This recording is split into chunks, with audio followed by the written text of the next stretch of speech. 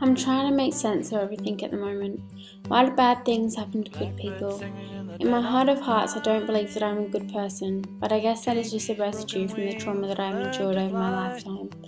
I just have to have faith in the fact that my friends and family who love me dearly believe that I am a good person.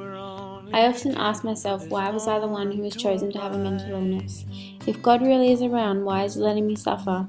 Why is He letting me ache from all of the emotional pain? Why is He making everyone else with mental illness suffer?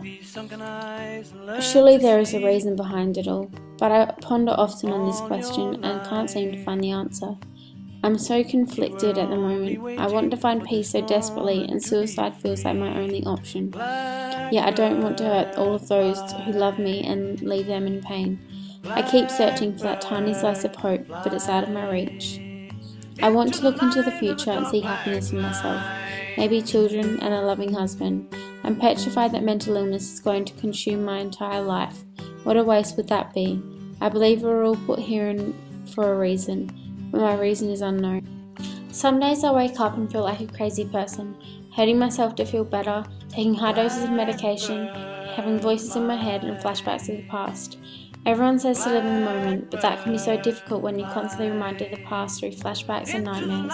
I so badly want to be able to move on, start fresh and begin a new life full of smiles, laughter and love, free of pain and torment.